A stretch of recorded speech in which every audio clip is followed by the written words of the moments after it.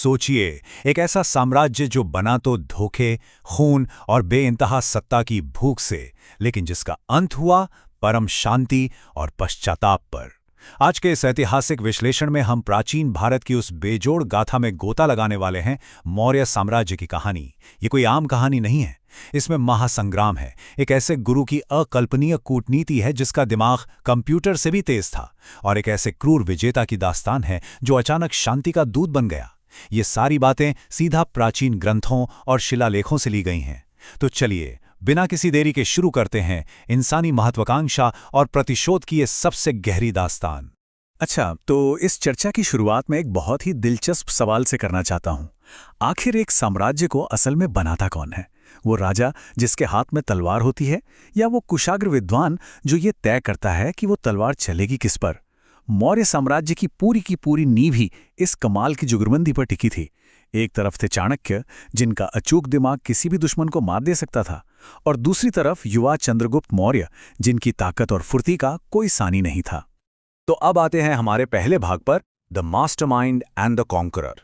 कहानी की शुरुआत होती है तक्षशिला के एक बेहद कुशाग्र विद्वान चाणक्य के एक कड़वे अपमान से। नंद वंश के क्रूर शासक धनानंद ने उन्हें भरे दरबार में बेइज्जत कर दिया था, और बस उसी अपमान की आग ने इस पूरे साम्राज्य के निर्माण की नींव रखी।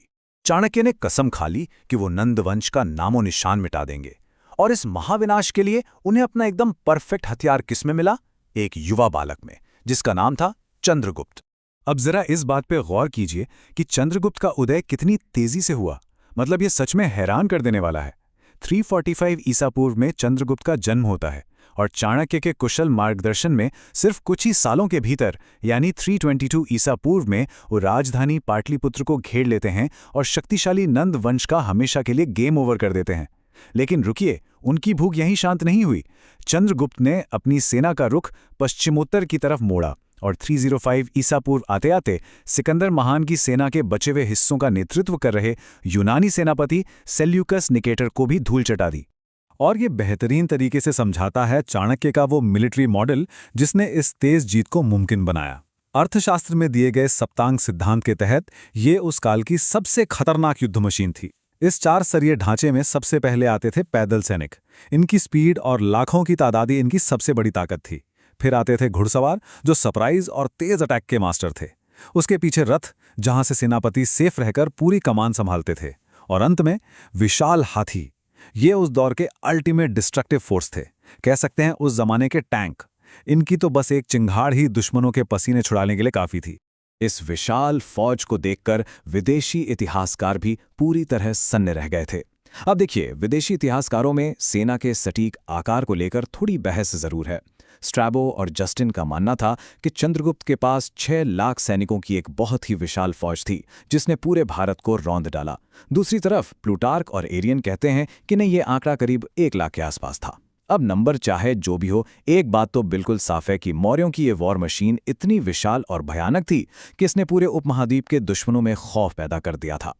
और इसी खौफनाक सैन्य ताकत का नतीजा थी 305 ईसा पूर्व की ये ऐतिहासिक संधि। बुरी तरह हारने के बाद सेल्यूकस निकेटर को मजबूर होकर काबुल, कंधार, हेरात और बलूचिस्तान जैसे बड़े इलाके चंद्रगुप्त को सौंपने पड़े।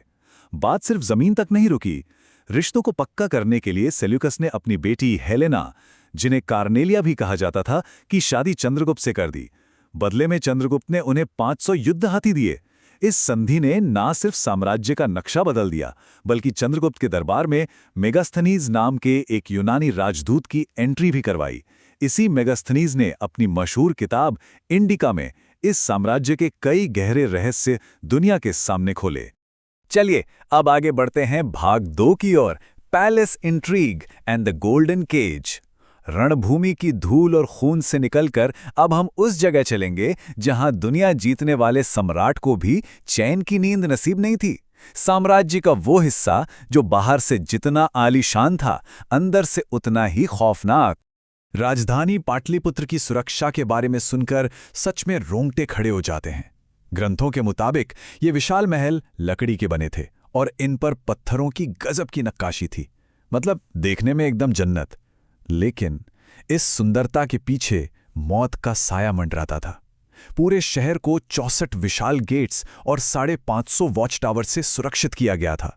और अगर कोई दुश्मन या जासूस इन तक पहुंचने की सोच भी ले तो उसे पहले एक बहुत ही गहरी और चौड़ी खाई पार करनी पड़ती थी। और पता है उस खाई में क्या था? जानबूझकर भूखे रखे गए मगरमच्छ, ताकि कोई भी घुसपैठिया वहां से जिंदा वापस न जा सके। अब सोचिए, इतनी अभेद्य सुरक्षा के बाद भी सम्राट चंद्रगुप्त मौर्य हमेशा एक खौफ के साए में जीते थे। उन्हें अच्छे से पता था कि एक राजा के लिए सबसे बड़ा खतरा रणभूमि से नहीं, बल्कि अक्सर अपने ही महल की चारदीवारी से आता है। राजा की हिफाजत के लिए खास तौर पर ट्रेंड और हथियारों से लैस महिला गार्ड्स हमेशा उनके इर्द गिर्द तैनात रहती थीं। उनका खाना सीधा उन तक नहीं आता था। पहले खास फूड टेस्टर्स उस खाने को चखते थे ताकि जहर का तुरंत पता चल सके। और हत्या की किसी भी साजिश को नाकाम करने के लिए चंद्रगुप्त कभी भी लगातार 2 रात एक ही कमरे में नहीं सोते थे। सोचिए कितनी बेचैनी भरी जिंदगी रही होगी। अब इस हिस्से की जो बात सबसे ज्यादा चौंकाने वाली है वो है चंद्रगुप्त के बेटे बिंदुसार के जन्म की कहानी। ये वाकया लिटरली रोंगटे खड़े कर देने वाला है। राजा को किसी भी जहर के असर से बचाने के लिए चाणक्य उन्हें खाने में बिना बताए जहर की बहुत ही मामूली खुराकें देते थे ताकि उनके शरीर में इम्यूनिटी बन जाए। लेकिन एक दिन गड़बड़ हो गई।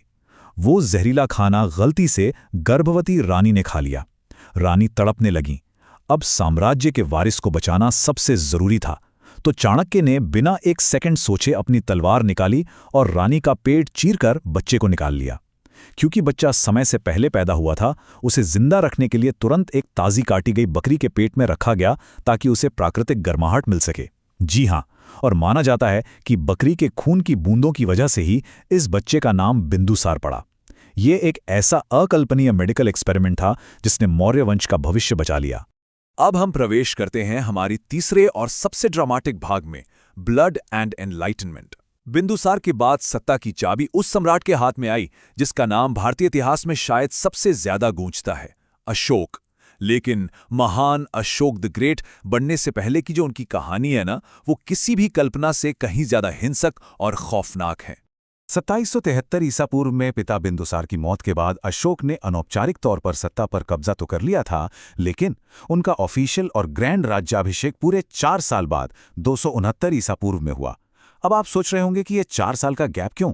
ये कोई मामूली बात नहीं थी। ये वो खौफनाक समय था जब अशोक अपने रास्ते के हर कांटे को, सिंहासन के हर दावेदार को चुन चुनकर बड़ी बेरहमी से खत्म कर रहे थे। वो अपनी पावर को कंसोलिडेट कर रहे थे। और उनकी इस शुरुआती क्रूरता का एक बेहद डरावना उदाहरण देखिए। सत्ता के असली हकदार दरअसल उनके बड़े भाई सुसीम थे। जब सुसीम राजधानी वापस लौट रहे थे तो अशोक के करीबियों ने उनके रास्ते में एक बहुत गहरी खाई खुदवाकर उसमें धधकते हुए कोयले भरवा दिए। उसे ऊपर से पेड़ों की टहनियों से ऐसे ढक दिया गया जैसे कुछ हुआ ही ना हो। और तो और 2 पेड़ों के बीच एक अदृश्य सी रस्सी भी बांध दी गई। हुआ वही जिसका डर था। तेज दौड़ता हुआ सुसीम का घोड़ा उस रस्सी में अटका और सुसीम सीधे उन जलते हुए कोयलों की खाई में जा गिरे और भस्म हो गए। लेकिन सुसीम का अंत तो सिर्फ एक शुरुआत भर थी। 99। जी हाँ, बौद्ध ग्रंथों के मुताबिक ये वो संख्या है उन भाइयों की गिनती जिनकी हत्या अशोक ने की थी। मौर्य सिंहासन पर अपना एक छत्र और एब्सोल्यूट कंट्रोल जमाने के लिए उन्होंने किसी को नहीं बख्शा। राजा बनने के उन शुरुआती सालों में सत्ता की भूख ने अशोक को एक बेहद खूंखार और निर्दयी शासक बना दिया था।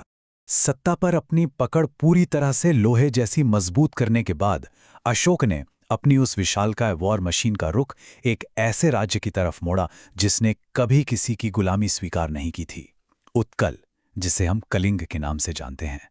261 ईसा पूर्व में शुरू हुआ यह कलिंग युद्ध इतना भयानक था, इतना ज्यादा विनाशकारी था कि ऐतिहासिक कथाएं बताती हैं कि वहां बहने वाली दया नदी का पानी कटते हुए इंसानों के खून से पूरी तरह लाल हो गया था। तो यहाँ सबसे क्रूशियल पॉइंट ये है कि ये जो 1 लाख का आंकड़ा आप देख रहे हैं, ये सिर्फ एक नंबर नहीं है। ये कलिंग युद्ध की वो खौफनाक कीमत है जो वहां के इंसानों ने चुकाई। इस युद्ध में 1 लाख से ज्यादा लोग बहुत ही बेरहमी से काट डाले गए। और तबाही यही नहीं रुकी, करीब 1.5 लाख लोग बुरी तरह घायल हुए, बेघर हो गए और भुखमरी का शिकार होने के लिए ऐसे ही छोड़ दिए गए। एक सम्राट की अपने साम्राज्य को फैलाने की जिद ने लाखों परिवारों के चिराग हमेशा के लिए बुझा दिए। लेकिन इतने बड़े महाविनाश के बाद अशोक की छावनी में कोई जश्न नहीं मनाया गया। कहते हैं कि इस खूनी जीत के बाद कलिंग की हजारों रोती बिलखती विधवा औरतों ने अशोक के टेंट को घेर लिया। उसी वक्त वहां से बौद्ध भिक्षु उपगुप्त गुजरे। उन्होंने अशोक को युद्ध के मैदान के वो भयानक दलदली मिट्टी दिखाई और अपने पैरों की तरफ इशारा किया, जहां चींटियां इंसानी मांस के वो छोटे छोटे टुकड़े खा रही थीं जो उस खूनी कीचड़ के साथ उपगुप्त के पैरों पर चिपक गए थे।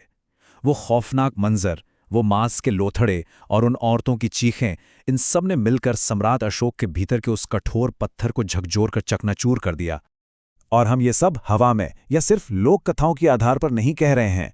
अशोक ने खुद अपनी इस गहरी पीड़ा और आत्मग्लानि को पत्थरों पर उकेरा है। उनके 13वें शिलालेख से लिया गया ये वाक्य चीख चीख कर गवाही देता है कि एक क्रूर विजेता का हृदय परिवर्तन किस हद तक हुआ था। उन्होंने लिटरली अपने पश्चाताप को हमेशा हमेशा के लिए पत्थरों में तराश दिया, ताकि आने वाली पीढ़ियां इस कड़वे सच और इस महापाप को कभी भूल न सकें। बस इसी एक घटना ने सब कुछ बदल दिया। प्राचीन इतिहास का सबसे ज्यादा खून बहाने वाला राजा अचानक दुनिया का सबसे बड़ा शांति का दूत बन गया। अशोक ने पूरी तरह से बौद्ध धर्म अपना लिया और युद्ध, विजय और हिंसा को हमेशा के लिए त्याग दिया। उन्होंने अपने पूरे साम्राज्य में पशुओं की बलि पर सख्त पाबंदी लगा दी और फिर उन्होंने सांची के स्तूप जैसे कई विशाल स्मारक बनवाए ताकि शांति का संदेश दुनिया भर में फैल सके। उनका बचा हुआ पूरा जीवन सिर्फ और सिर्फ मानव कल्याण के लिए समर्पित हो गया। इस पूरे सफर को देखने के बाद आज के इस एक्सप्लेनर के अंत में हमारे सामने एक बहुत ही गहरा और विचारणीय सवाल छूट जाता है। क्या लाखों लोगों के खून से सींची गई एक क्रूर विरासत को जीवन भर की शांति और पश्चाताप से सच में पूरी तरह धोया जा सकता है?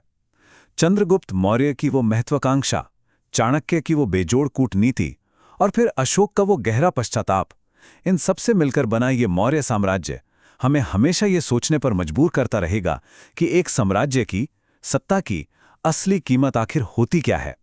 और इसी भारी सवाल के साथ हमारी आज की ये चर्चा यहीं समाप्त होती है।